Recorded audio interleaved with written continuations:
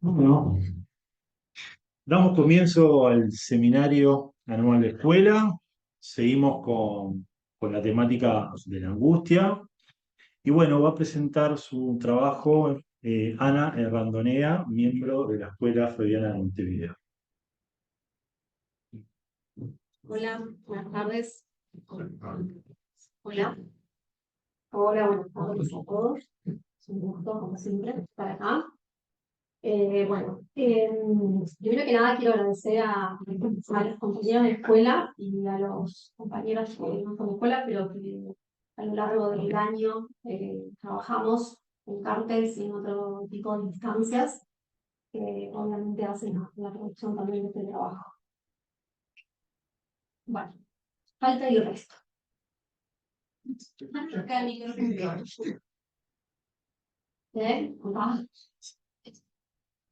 Más cerca del micrófono. Ah, no. ¿y esa no marcha? No. No.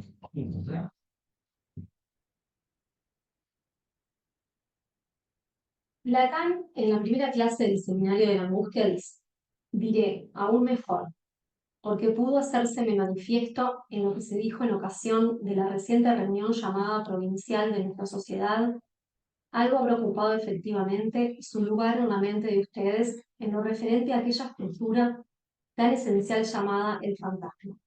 Verán ustedes que la estructura de la angustia no está lejos de ella, por la razón de que es ciertamente la misma.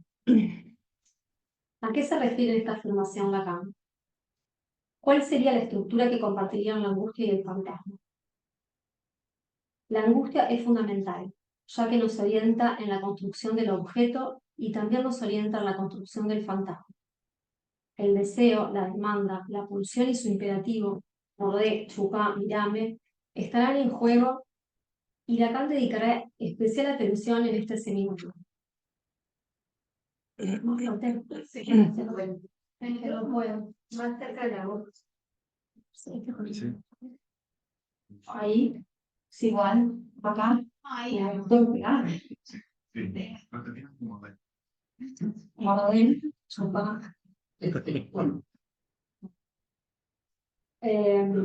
Y Lacan dedicará especial atención en este seminario. El gran invento de Lacan es el objeto A.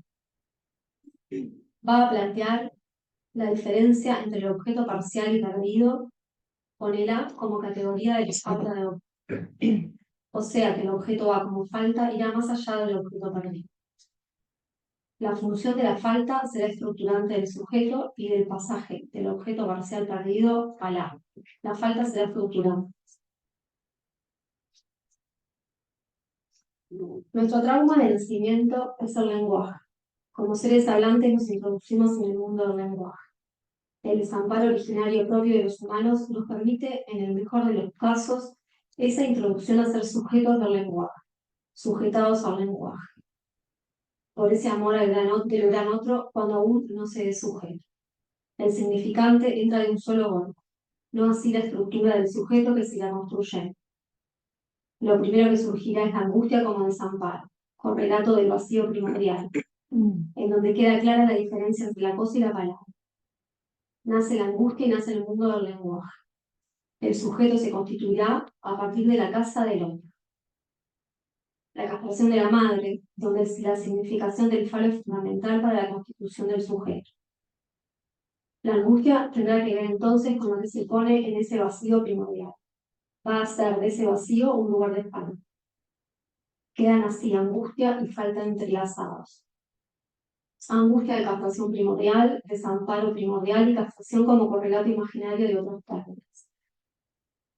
La angustia surge cuando falta la falta, cuando el significante de ese vacío irreductible y real desaparece. El objeto A es mítico, no existe y nunca existió. Es el resto de recuperación que permite la subjetivación y permitirá encauzar el deseo hacia esos otros objetos parciales. En ese desamparo inicial, el sujeto algo perdió, de sí perdió, algo de su cuerpo. Pedazo del cuerpo, inventado, que es una ficción y que constituye el objeto del fantasma. A, esto es una cita, A es un pedazo separado, que vehiculiza primitivamente algo de la identidad del cuerpo, que antecede al cuerpo mismo en cuanto a la constitución del sujeto. Frente a una pérdida de un objeto relevante, el sujeto vuelve a este estado de desamparo inicial y la angustia aparece. La angustia aparece como señal de otra cosa, advierte la amenaza de ser gozado por el otro y desaparecer como sujeto.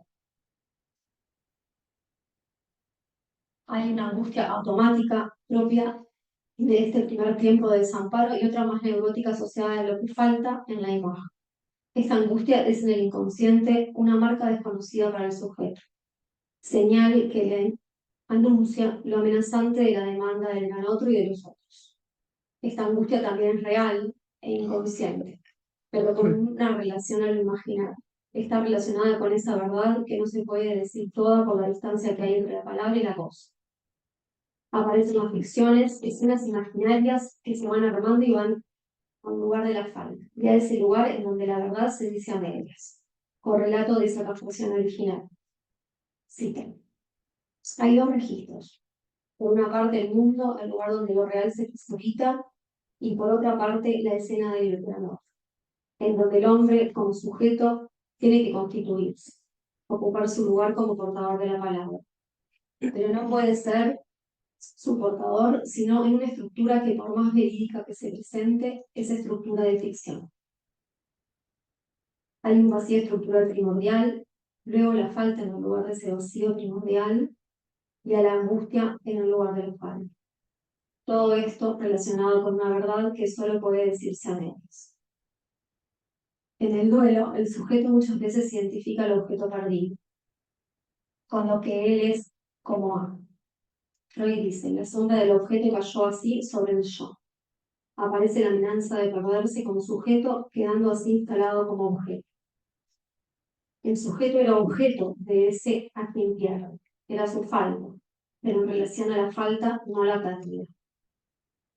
Ese objeto del duelo, de la identificación y del amor enmascara el objeto A, no es el A. En la angustia hay una caída de un objeto A, pero en el duelo hay una pérdida. Por eso es tan importante ver cuál es ese objeto perdido en la construcción del fantasma. ¿Qué se era para ese otro que se perdió? Hay una suspensión del deseo del duelo. Lacan dice, llevamos luto y experimentamos sus efectos de devaluación en la medida en que el objeto por el que hacemos duelo era sin nosotros saberlo, el que se había convertido en soporte de nuestra captación. Cuando nos retorna, nos vemos como lo que somos, en la medida en que nos vemos esencialmente devueltos a esa posición de captación.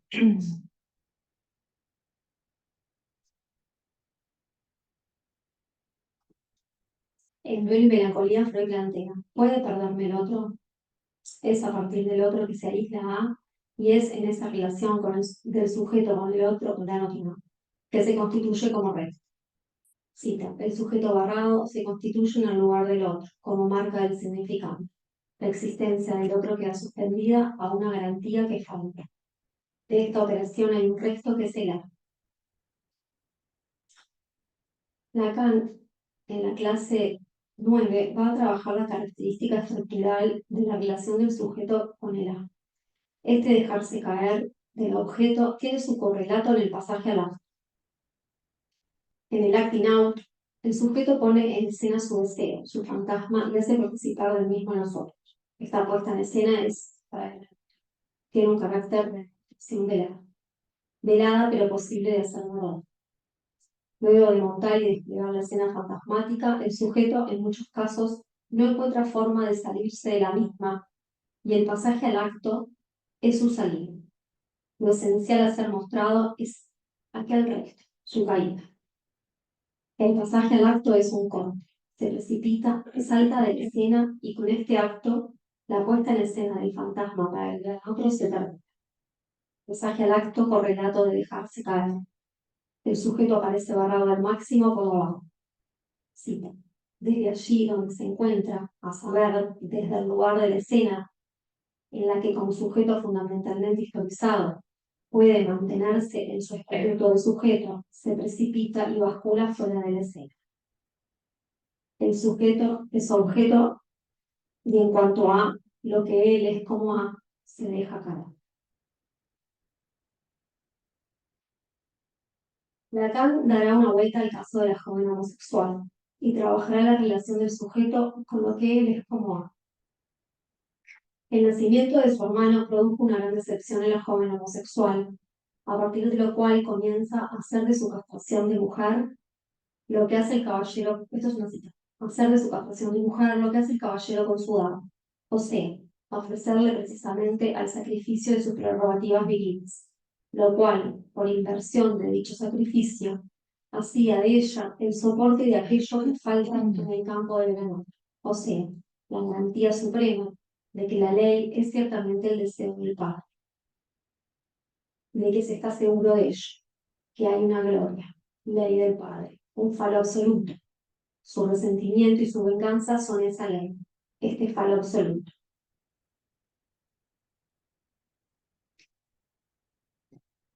La joven homosexual monta toda la escena para la mirada del Padre. Es una mostración al otro. La mirada está convocada pero ausente, imaginada. La desaprobación en la mirada del Padre corta con la especulación. La mirada le quita valor a la escena. El pasaje al acto aparece como la única posibilidad de que cese la confrontación de la escena con la mirada. ¿Cómo podemos ver en esta escena su estructura y la relación del sujeto con el que él es como A? El deseo del padre es lo que hace ley en el mundo. Es la redención de la madre y se escribe como castración. En el caso de la joven homosexual, el falo que entra en juego en la escena no es este un fin. Ella positiviza su falta, siendo don de lo que no tiene. Como no puede ser la mujer del padre, como no puede ser su objeto, elige a la dama quien será su mujer y la joven será quien sostiene. Sostiene la relación idealizada con aquello que de su ser mujer es insuficiencia, dando lo que no tiene y transforma de este modo su castración, un fin, en falo simbólico, la garantía de la ley del padre. Así monta una escena de amor a la dama y esconde el para quien la monta, para la mirada del padre. Pero al confrontarse con esta mirada, la escena cae. En lugar de tener el afí como garantía del gran otro, sustituye esa falta con el amor cortés por la dama y sostiene la relación idealizada en donde el gran otro no está. Por eso, al ser vista la escena por el padre, al encontrarse el joven con la mirada del padre desaprobando, la mirada del padre desaprobando, la joven no puede olvidar más su castración y la equivalencia entre su propio deseo y la ley del padre. Esta equivalencia vacía la falta como garantía de amor, reduciendo su deseo a una demanda. El encuentro con la castración la desarma. La joven homosexual en la mostración se encuentra con esa mirada del padre que hace ley.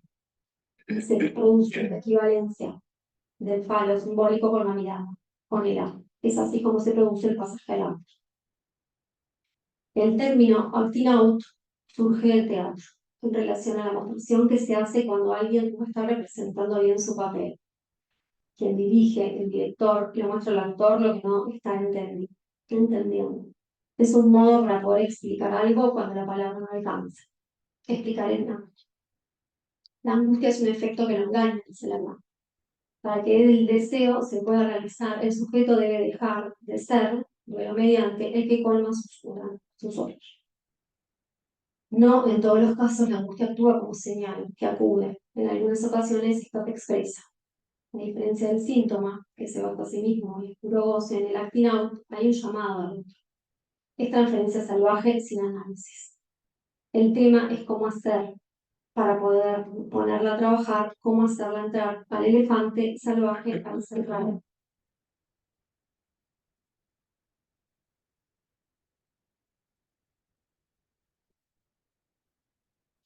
Sabemos como analistas que el acting out aparece cuando algo no anda bien y hay otro que no escucha. Sabemos también que nos referimos a esta cuando el analista no puede escuchar algo, perdió la dirección de la cura o realizó una interpretación errada o a destino.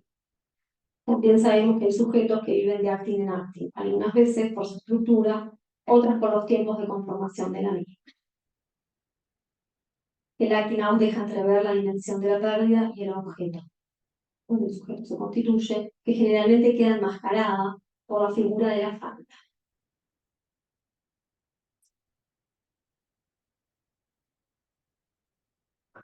Lacan dice en lugar origen y fin de mi enseñanza en 1967. El fin de mi enseñanza es hacer psicoanalistas que estén a la altura del sujeto. El acting está dirigido a otro y si estamos en el lugar del analista, en algún momento sucederá que se nos dedicará. El paciente estará atento a nuestra respuesta. Estar atento a esto es de gran relevancia, ya que el desamparo del sujeto se duplica cuando cree haber encontrado a alguien en quien confiar, que dará lugar a su palabra y sostendrá en transferencia lo verdadero del testimonio. Acompañar ese camino a recorrer en donde el analizante se implica en lo que le compete como sujeto y delimita y sitúa lo ajeno, no ofreciéndose a cargar más con los mandatos para sostener al otro. Esta dependencia en la modelo en otro encuentra su fin. El desamparo se volverá a la inexistencia del otro. Se transforma la posición de objeto en una de sujeto de deseo. El deseo es causa, ya no ofrecida al gran otro, es el ateísmo en relación al otro. Estoy refiriéndome al fin de análisis, en donde se ve bien analítico. Nos enfrentamos a la realidad de la condición humana, al desamparo, a la relación consigo mismo, que es la propia muerte, en donde no esperamos ayuda de él. Al abandonar la identificación al objeto del fantasma, ganamos libertad, ya que no se es gozado por uno al otro.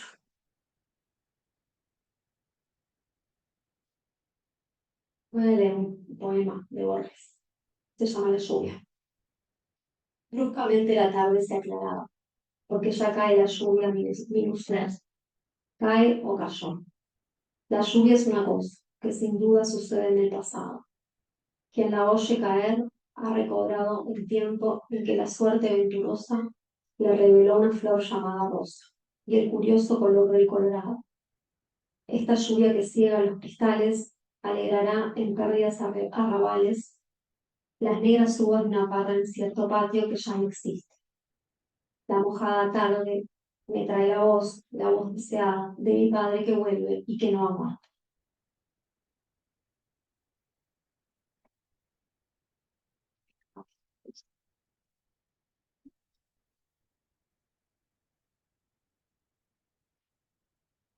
Bueno, muchas gracias, Ana. Ahora vamos. Ahí.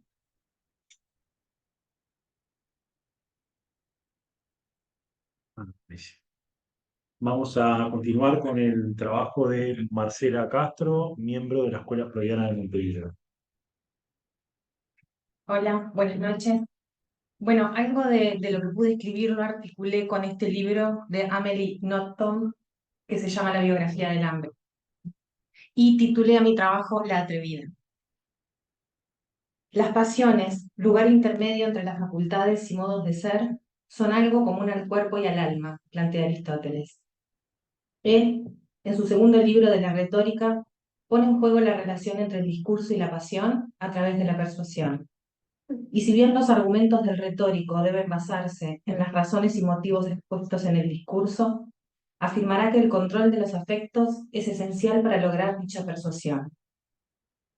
Iluminando el componente emocional, estudia cómo dentro de cada pasión es posible encontrar la manera adecuada para convencer, conseguir que el oyente entre en una actitud favorable a aceptar la fuerza argumentativa mediante cierta operación de inclinación de sus afectos. Intrínsecamente dialécticos y condenados a la reciprocidad, el alma no padece sin que el cuerpo se afecte. Las afecciones no se reducirán entonces a una mera excitación corporal.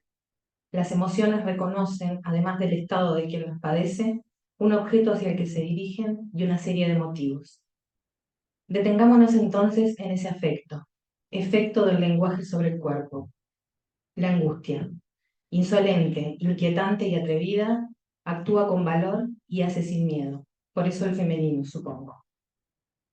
La atrevida se mete en tu sueño súbitamente.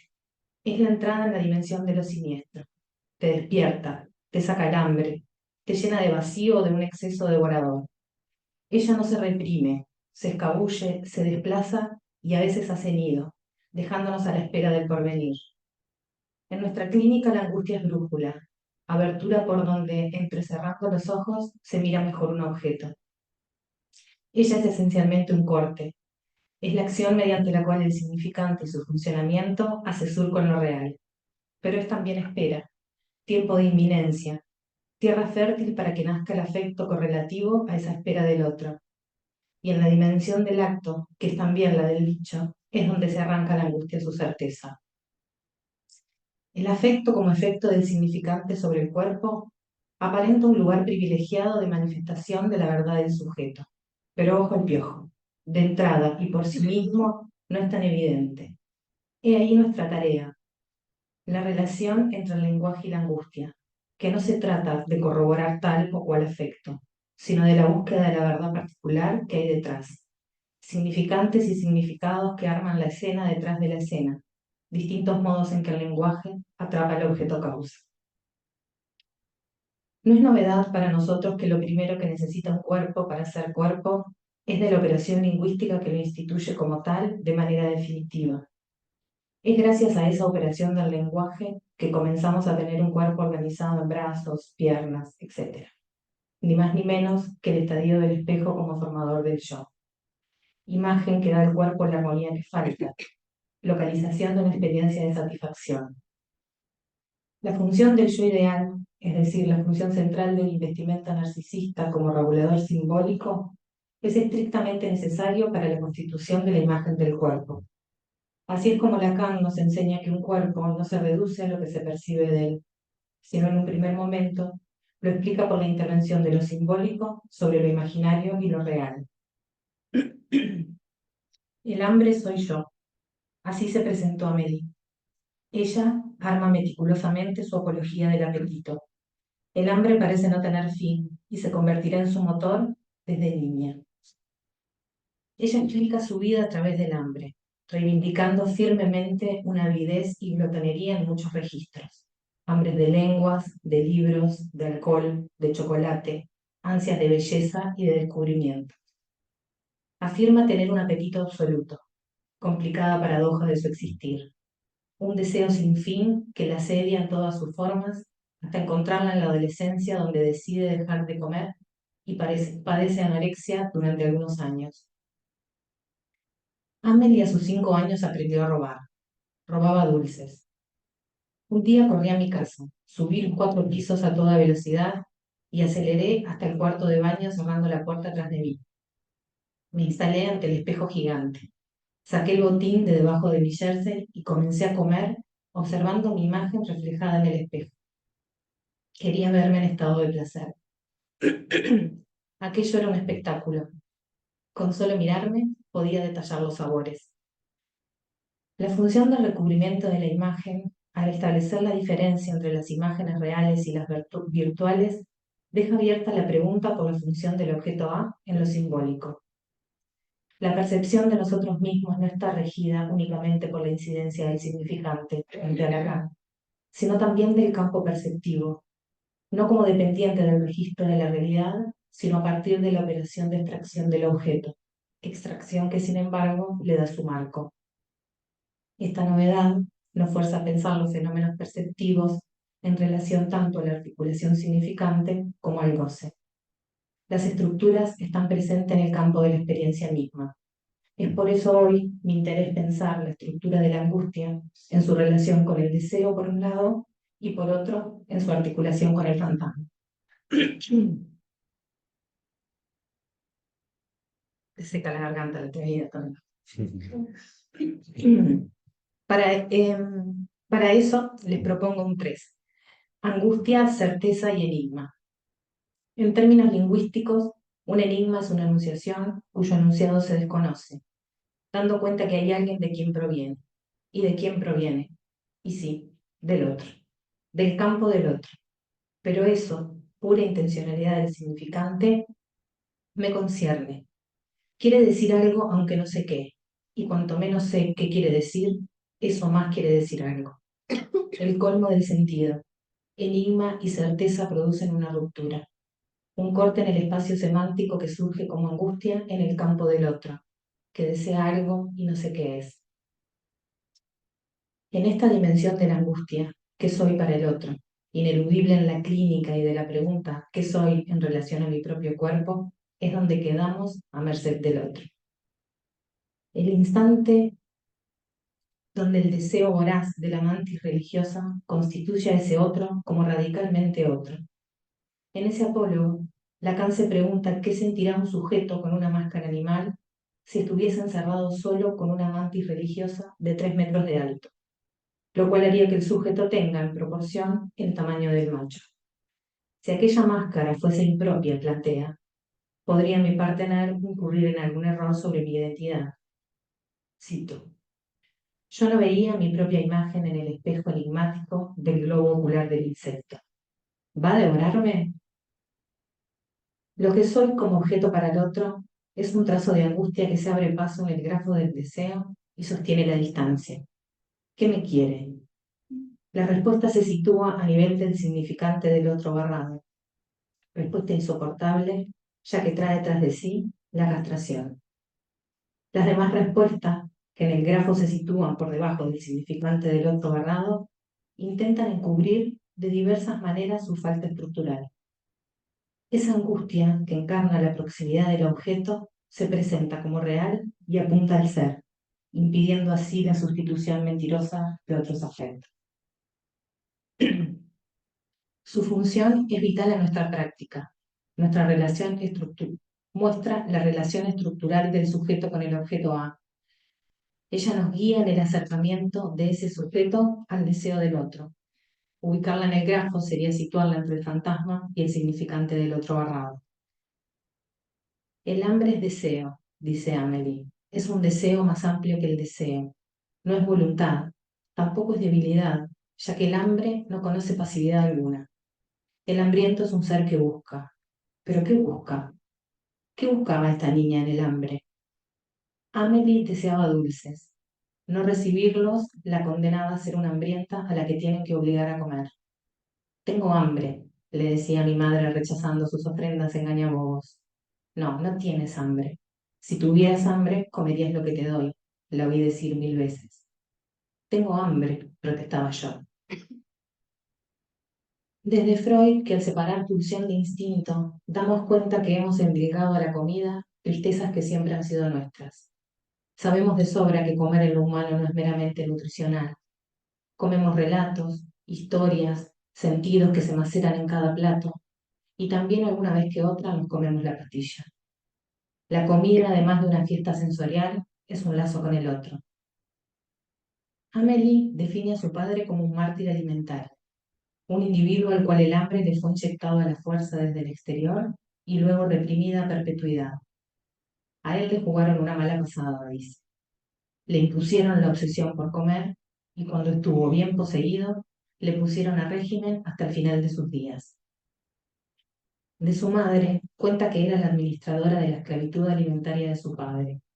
Ella ostentaba el poder nutricional, pero ella, al parecer, era más difícil de delimitar. Padre bulímico, madre obsesionada con los alimentos, quien decidió muy rápidamente que ella era su padre.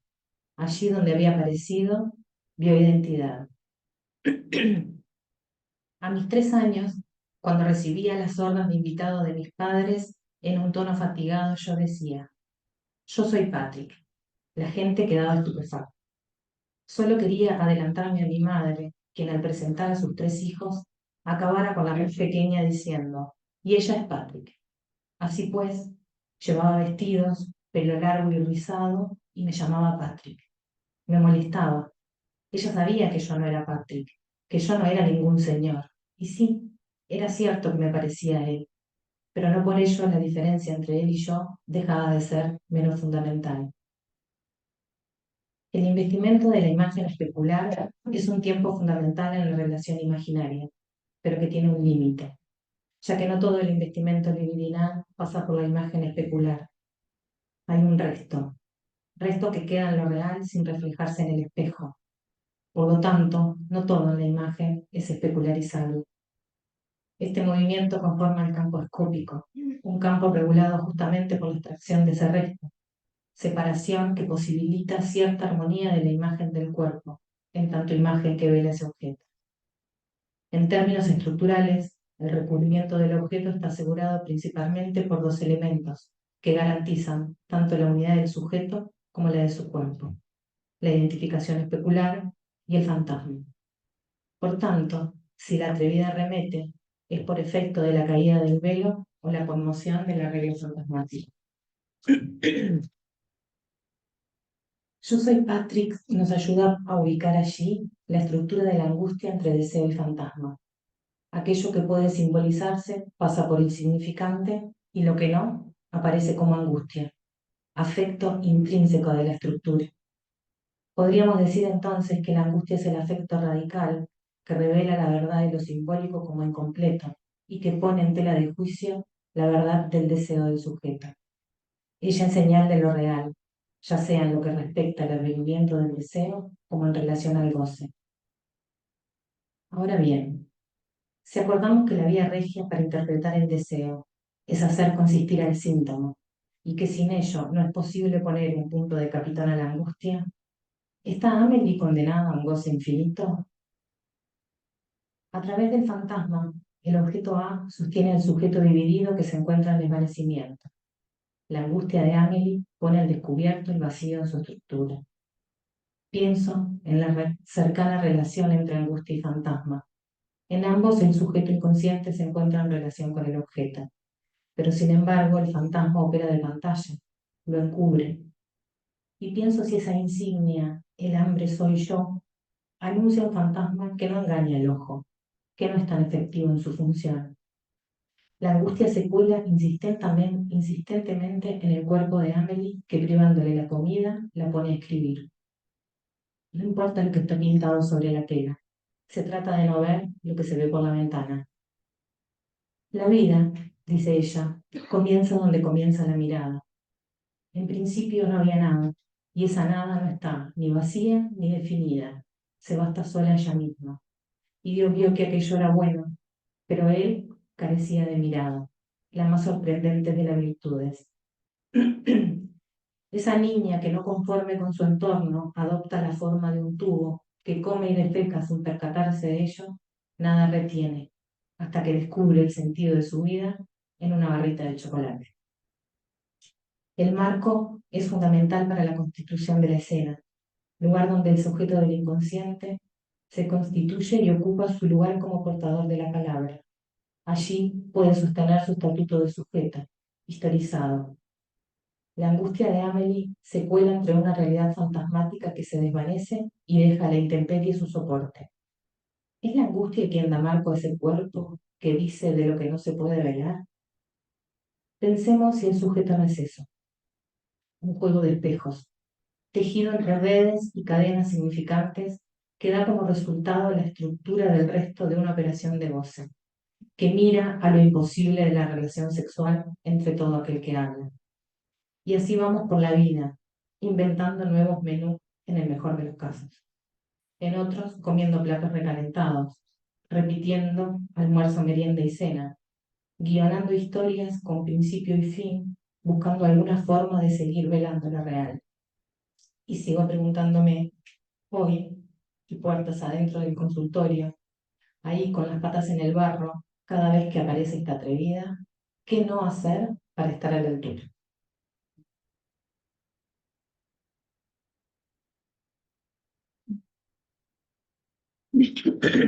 No. La piscina.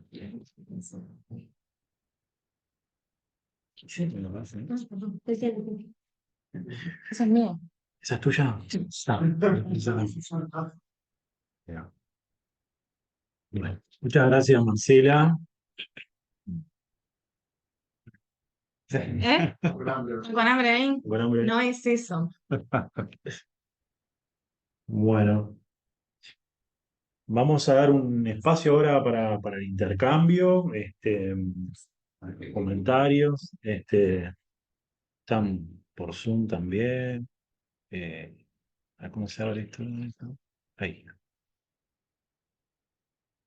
Este, quiera piedra para ver.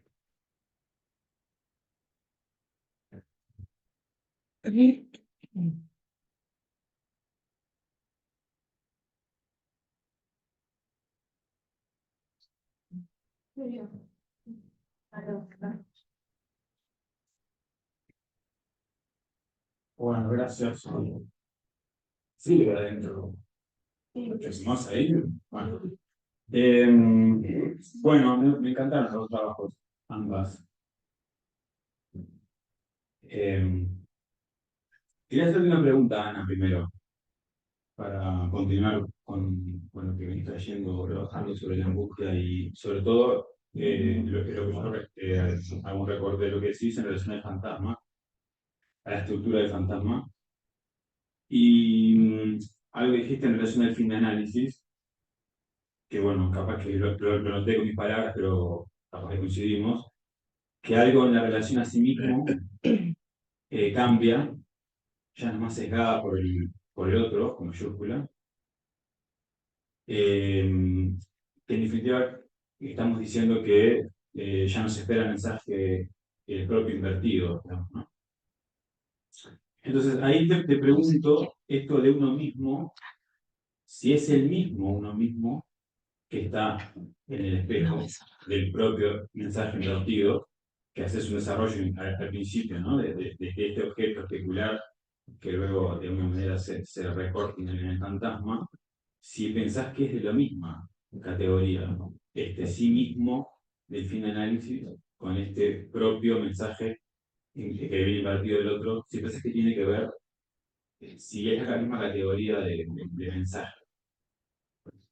Por ahí. Y después a Marcela. A mí comentame. No, No me pregunté nada. Una pregunta porque estuvo buenísimo tu trabajo. No sé si es el tono en el que hablas, pero como que, claro, hay como un ruido. ¿Será? ¿Será? Lo que es un ruido parlamentario también, ¿no? Es como uno habla también. Pero bueno, la pregunta es esta, que vos hablás que también, al fin de análisis, no, pero algo del... Hay un resto que entra en lo real, decís, o algo así. Capaz que no así, pero bueno, hay un resto que queda o pasa a lo real, entendí. Dijiste así también. El resto que no queda Exacto, simbolizado. exacto, Sí. que pasa a lo real. Sí. Y yo me di que eso sucede al hablar, ¿no? Al hablar, que no se dice. Que es lo que empieza a circular del objeto, ¿no? Eso Y bueno, que pero, viste, vos diste unas coordenadas, o sea, que lo simbólico sobre el imaginario y otra cosa más que no pueden notar. Y que o sea, es una referencia topológica, porque el nudo no es un modelo, o sea, está en el espacio. se arma. Sí. Entonces, de una manera, decir que está sobre el imaginario, das una coordenada espacial, ¿no? Y que me parece que justo es lo que decís, al hablar hay algo que no sé, que no entra en lo que se escucha y queda en otro registro. Y por lo que entendí, ese registro es lo que de alguna manera tenemos noticias a través de la angustia, de eso que no se termina de decir y pasa a lo real. En la angustia habría noticias de eso que no se pasa, que se pasa a lo real. Esa es un poco la pregunta. O sea, si la angustia es como la consecuencia del no haber escuchado, digo, que es una cuestión estructural, no es que no es un tema de capacidad. Si hay algo en la angustia que de eso que no se puede oír, que pasa como angustia, en el consulta, como vos decís. Y que si el encuadre, que arma una escena, tiene que ver con poder darle un estatuto o una categorización diferente a esto que no se escucha. O sea, puede ser también la cuestión clínica, un poco lo que No entendí eso último. si el encuadre, el marco que se le da a la palabra, a la escena de cuando se habla, bien, puede traer esto de lo de la angustia a escena, de lo que no he dicho, que queda en angustia, si se puede traer en la escena. Un poco lo que decía Ana en la escena del puente, ¿no? De la buena homosexual. No sé si quedó claro, pero bueno, para charla.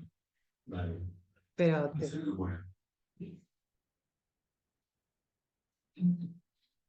Me parece este acá. Déjenlo ahí. Aclarame un poco más la pregunta, porque no me queda clara. Cuando yo planteé lo de la relación consigo mismo, que es la propia muerte, en donde no esperamos ayuda de nadie. De ahí sacás esto del consigo mismo, si es el consigo mismo. Sí, Porque no entendí con que vos lo traes en usaste. relación al fin de análisis, Sí, que el sí mismo ya no está, ya no se espera del otro, digamos, sí, ¿no? Hay un desamparo ahí. sí. Si ese sí mismo tiene que ver, o cómo lo pensás, si es la caída de las envolturas fantasmáticas de lo, ¿no?, que está puesto en el fantasma, Sí, o tiene que ver con algo de lo que se encuentra en la escena del espejo, de esto del mensaje invertido del otro, que también trae de lo propio, ¿no?, que está en esa escena con el mensaje invertido. Si lo traes como una cuestión de que ese sí mismo, ese que queda después de la caída de las investiduras del objeto, o de otra categoría. no te lo sé responder. Bueno, bien, sí, lo vamos a pensar juntos. Lo podemos pensar juntos. Con otros son. Con otros, sí, porque en realidad lo pienso en relación a esto de las envolturas del fantasma, ¿no? En relación justamente, ¿no? A lo que durante un tiempo garantizó la existencia, ¿no? Y el goce del otro. Claro. Eh, no sé, en relación al mensaje. Claro, cuando caen, eso, ¿cómo queda el fantasma? Si caen las envolturas fantasmáticas, Todo chueco. desenvuelto. Pasado. En los años todo entreverado. Sí. Es lo que te puedo contestar. Es lo que te puedo contestar. Lo primero que vos dijiste, Fabi, era en relación a esto de lo que no puede simbolizarse, ¿no? Que yo lo escribí en relación a la imagen, de esto que empezaba a pasar ahí en el espejo, ¿no? Y pensaba eso, lo que puede pasar por significante y lo que no, que es lo que cae como objeto A, ¿no? Y cuando hablaba del marco, lo que pensaba es, ¿no? Como bueno, esto en la clínica, es verdad que la angustia es un marco para la escena, ¿no? Y esa escena después se va armando. Lo que ahí lo había puesto era pensando en esto como en un fantasma, todo medio chuleco, de esta brisa, y si se podía pensar esa angustia como marco que le da cuerpo, con lo que llena el cuerpo, ese En la que clínica.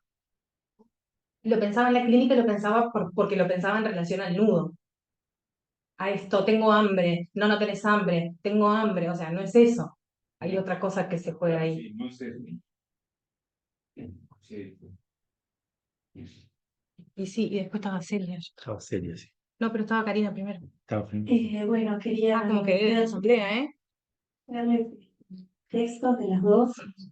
Yo, gracias Marcela por esa novela que te voy a pedir que me la pases el nombre bien para leerla. En relación a esto último que se estaba hablando, me quedaba pensando, ¿no? En esto que traía Sana del fin de análisis y el sí mismo.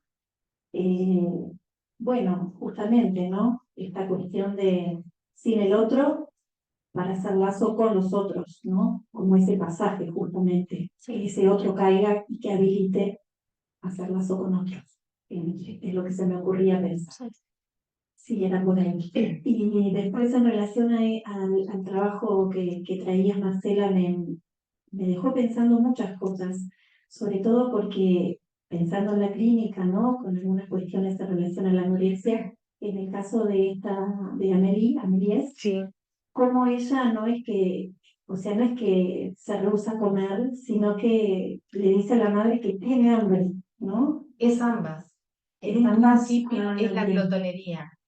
Y después hay otro libro de ella que se llama La metafísica de los tubos, donde ella hace un poco esto de mi cuerpo es un tubo, no retiene nada, entra y sale, que, que habla de eso, de cómo ella lograba poner a su cuerpo en tensión con el hambre para poder escribir. Entonces se privaba de comer y de noche escribía. Bien, ahí bueno, Por eso pasó hasta en la adolescencia, apareció la anorexia, pero hasta antes era el exceso. bien, porque ahí me quedaba pensando en eso y pensaba, bueno, en esto de que si hay cuerpo ahí y bueno, y si hay fantasma, ¿no? Si el fantasma opera de alguna manera o cómo se da eso, ¿no? Bueno, y encuentra el recurso de la escritura, pero hay como una cuestión ahí para Sí. pensar en relación al fantasma, ¿no? Gracias. Sí.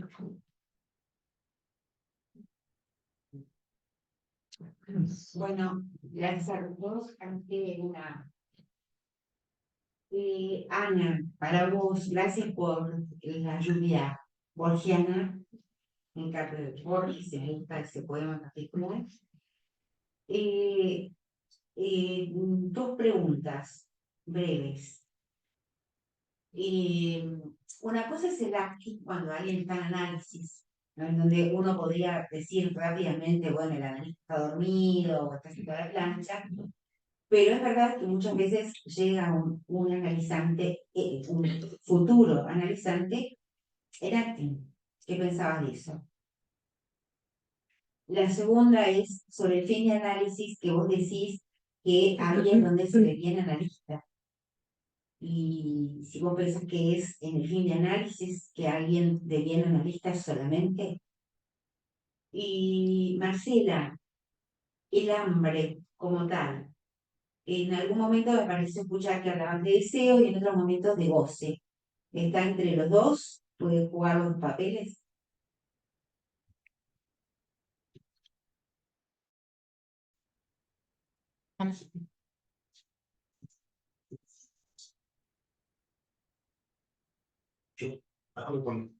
Bueno, responder ahora puedo hacer una pregunta. Vale, no sé si no hay alguno en vivo en eso. No, entonces responda primero. ¿Cómo era la primera serie? Sí. Tengo otra pregunta. Sí, yo lo pongo en el trabajo, ¿no? Sí, hay pacientes, digo, por eso planteé esto de, ¿no? Que muchas veces tiene que ver con algo de lo que no has escuchado, ¿no? O bueno, o a destiempo, o una interpretación eh, también a destiempo, pero hay pacientes que llegan en acting, ¿no? Justamente, de algún modo es ponerlo a trabajar ahí. No sé si entiendo por dónde venís, pero digo, es parte de lo que planteas en el trabajo. Sí, claro, sí, va por ahí porque efectivamente muchas veces queda el acting como del lado de, entre comillas, mal dicho, la culpa del analista o el analista dormido o el analista haciendo la plancha. Y ya sé que no es tu intención, pero está bueno poderlo plantear en voz alta, que muchas veces hay ciertos acting que tienen que ver con que el analista no pudo estar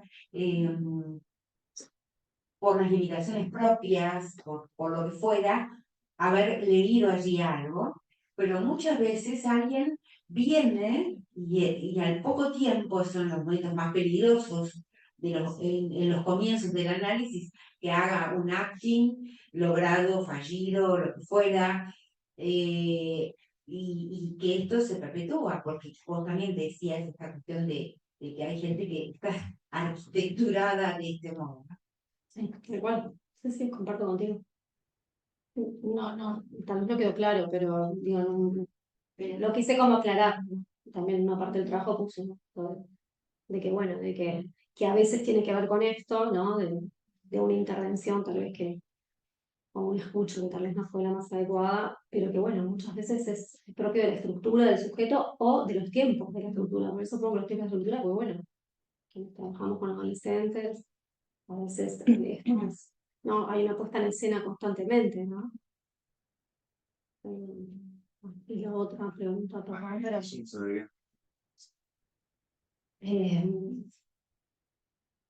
linda pregunta.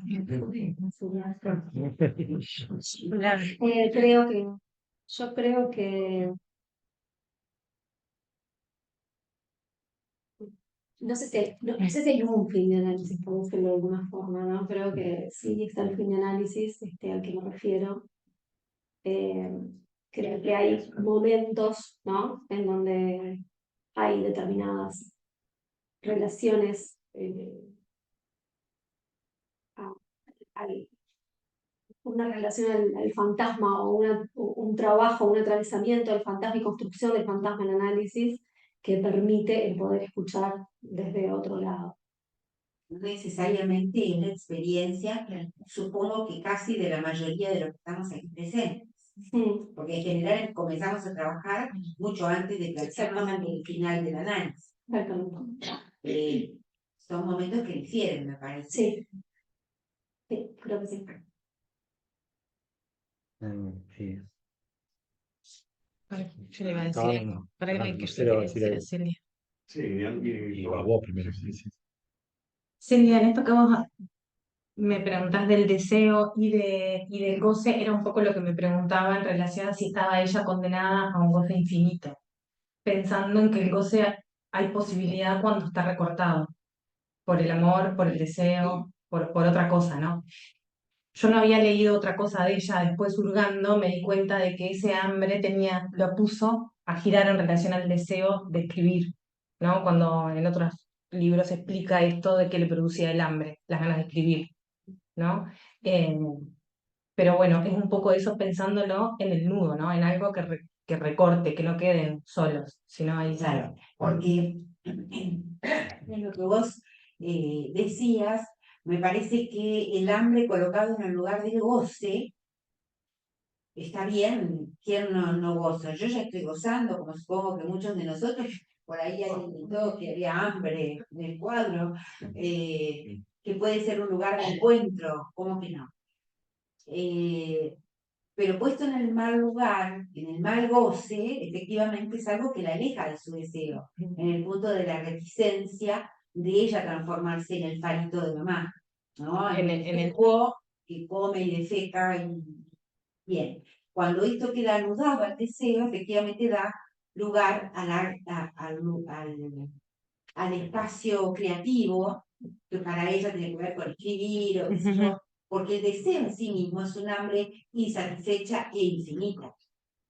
Por eso no es el bunch freudiano. Anhelo un café, me tomo el café, ya no lo anhelo. Claro. Es justamente lo infinito. Ah, Javier. Bueno, a ver, las dos, sus trabajos me encantaron los dos trabajos. Ana, te quería preguntar, ¿qué de este poema de Borges y por qué?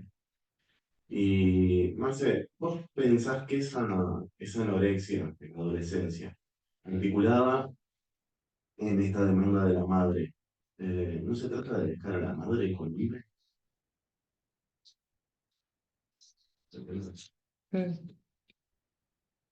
Como de función de separación. Sí, y de separación también del padre, de que no es padre. Sí, o también convocar algo del deseo de la madre en relación a demandarle. Me hizo acordar mucho de que ese diálogo de tengo hambre, si no tenés hambre, es como al bebé cuando llora y ya está cambiado y ya tomó teta y no es eso, es otra cosa, ¿no? Puede ser como separación o puede ser como llamado también. Ujú, A que la vea ella, ¿no? No a Patri. ujú. La mirada que falta en la escena del espejo, ¿no? Este poema, varias cosas. Me gustó porque recorre, trae el tema de la voz, el tema del sonido, trae el tema de, ¿no? O sea, aparecen, ¿qué? Ay, que es un poema que me gustó porque sé que es como de haberlo trabajado, esto de la voz, del sonido, ¿no? De lo que se escucha, de, de lo sensitivo, por decirlo, también en relación como a la fragilidad que transmite, o al menos a mí me transmite, ¿no? De lo humano, de eso que está y después no está, ¿no? A la pérdida y al retorno también de eso, ¿no? De lo que se pierde, pero también retorna.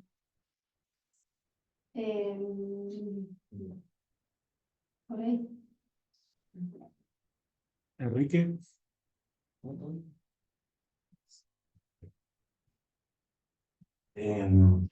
Gracias por los dos trabajos. Probablemente no haga ninguna pregunta o comentarios. Eh, Y vos digo una. Eh, Está muy bien eso de lo que escuchaba Ana, que planteaba esa relación. No creo que tu trabajo girara solo en torno a eso, pero retuve algo, que es dos cosas. Una, la angustia y otra, el actinado. Y es interesante la relación entre la angustia y el actinado, porque ambas, digamos, son una respuesta del sujeto frente a lo que podemos llamar la falta, o mejor dicho, en términos del mismo Lacan, de esa irrupción de lo real. Son respuestas del sujeto frente a una irrupción de lo real. La angustia es un afecto, el actinado es un acto, son cosas diferentes. Pero de alguna manera, cuando el sujeto frente a esta irrupción de lo real se angustia, es una forma de dar en evidencia de que es algo que no pudo pasar el campo de la palabra y no termina de ser simbolizado y es el toque, esa cercanía con lo real. El acting out, en el sentido amplio del término, no específico dentro de un análisis, que de alguna manera también es una respuesta del sujeto, digamos, frente a esta noción de lo real, pero diferente, porque en realidad, digamos, monta una escena, por así decirlo, monta una escena y se la quiero arreglar, digamos, o sea, que se arregla de una mejor manera, por así decirlo, en relación a esta dimensión simbólica con esto real que no puede ser dicho, ¿no? En ambas situaciones, tanto en la aparición de la angustia como en la final, queda en evidencia de eso, se termina con la realidad, no puede ser dicho o simbolizado en cierta medida.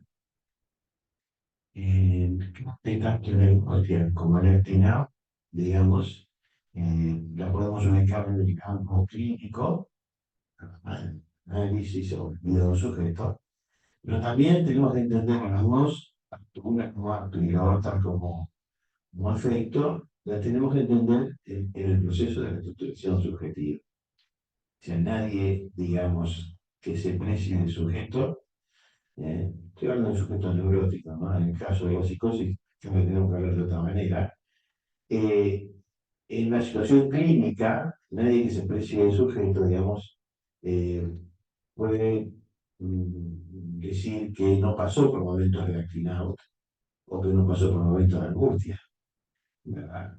Que favorecen de alguna manera el proceso de la subjetivización. ¿Por qué? Porque me parece que si bien el sujeto es efecto de los significantes, pero en realidad, más bien, es un efecto al discurso, porque no hay un sujeto que tenga un discurso, sino que el sujeto se extrae de un discurso. Y eso es interesante. El sujeto se construye a partir del discurso, no tiene un discurso. Entonces, en más general, la angustia son parte del proceso de cuestión subjetiva, por fuera que podemos ubicar este rol también en el campo de la química, que son cosas diferentes. Y me parece que es muy importante siempre ir, digamos, transitando por una escucha en un análisis estas cuestiones, en qué, digamos, eso favoreció o no favoreció, me refiero a la angustia, o momentos de angustia, o momentos de actinar en la vida de un sujeto. Y eso en cuanto me motivó a hablar esto, lo que te escuché acá. Y Marciano, un trabajo muy bueno, y pensar lo siguiente. Parece que hay una reiteración de esa niña, tengo hambre, tengo hambre. Lo interesante de eso es que no está ubicada en el campo de la necesidad fisiológica del hambre, porque lo que hay es una repetición permanente de esa frase. Tengo hambre, tengo hambre, tengo hambre. Era una insistencia, digamos, una insistencia frente a una situación que seguramente, no sé cuál, era vivir con angustia. ¿Verdad? De ahí la necesidad permanente de repetir y repetir y repetir digamos, esa frase, a ver si podía o intentaba salir de ese atrapamiento en el cual estaba, que no sé cuál era, que tendría que andar más en la situación clínica. La repetición y la insistencia y la repetición de la frase, digamos, ubica claramente que la angustia pasaba por ahí. Ahí estaba el punto de la angustia. Tenía un problema ahí, en lo que dije hace un ratito de la fluctuación subjetiva. Por eso me hacía la angustia. Podría decir, estoy angustiada, estoy angustiada, estoy angustiada. Y en lugar de estoy angustiada, me decía, bueno, tengo hambre, tengo hambre, tengo hambre. Por eso era el pedo que la madre o quien estuviera me dijera, pero si tenés la comida, comé, ¿no? Ujú. Ya no hay una situación clínica que tiene que ver con la anorexia, que la anorexia, obviamente, ya sabemos que lo que come es nada. Entonces, necesito mi comida que se me ponga adelante, no me va a interesar, porque en realidad está llena de nada, digamos, y ese es el problema. No le falta a complicar. Por eso, la insistencia, tengo hambre, era una insistencia de la angustia en búsqueda del límite que la separara, que le posibilitara hacer. Y lo interesante es que después termina en la escritura. Y ese es el punto interesante de la propuesta de los últimos seminarios de Lacan, concretamente a partir del seminario 23, donde nos propone una lectura de la subjetividad ya no sostenida solamente en el campo del deseo, la determinación y demás, que pone en juego el síntoma. Es decir, se termina resolviendo de alguna manera en un síntoma de la escritura. En este caso, puede ser de otra manera. Es decir, que se las arregla de una manera diferente, digamos, lo que podríamos llamar, hacer un pasaje directo del síntoma al síntoma, ¿no? Y, pero en la raíz o en los tiempos de la construcción de la subjetividad estaba esa dificultad de anudamiento que se termina resolviendo, sabía, independientemente del pasaje en su vida en el que podría ser un anoréxico, ¿no? Bueno, es todo solitario. Gracias. ¿Sabes que hay algo interesante aparte en esta autora en particular? Y es que en todos los libros que escribe siempre aparece. Sí. Digo que una cosa interesante de esta autora en particular es que todos los libros que escribe insiste en la editorial para que aparezca una foto de ella en la portada. O sea, siempre se ve el cuerpo de ella, siempre se ve la imagen de ella. Por eso pensaba eso como un llamado, porque en esto del tengo hambre, tengo hambre, tengo hambre, ella relata, su papá era diplomático, entonces hacían muchas fiestas con muchos banquetes. Y ella cuenta, también fue alcohólica, o sea, no le faltó nada. Pero, y ella contaba cómo en la fiesta iba juntando de los vasos que iban quedando y nunca nadie la veía tomar a una niña chiquita, ¿no? Entonces, en esto del llamado, Ese es el punto. Pensaba en la escena de los chocolates comiendo sola, ¿no? mirándose. Sin la mirada del otro. Y también en este punto de tener hambre, también como intentando de alguna manera, bueno, apropiarse de un deseo, ¿no? Donde la madre confunde necesidad con deseo, evidentemente, cuando le sigue ofreciendo la comida, porque no es eso, como vos decías. Claro, sí, tal cual. En relación, en relación a esto, Enrique, que comentaba así, por eso me pareció tan interesante traer el caso de la joven homosexual, ¿no? Que si bien es un caso de hace mucho tiempo, es tan actual y tan representativo de lo que uno escucha en la clínica, ¿no? Y que aparte es un caso que...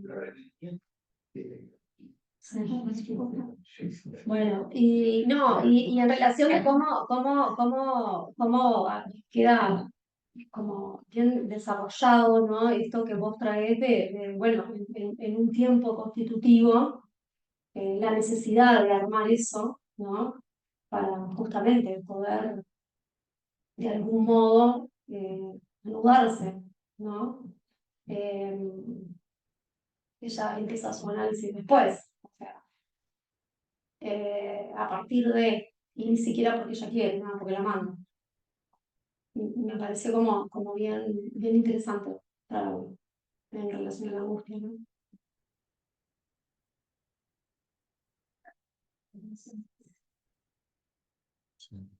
Muy bien.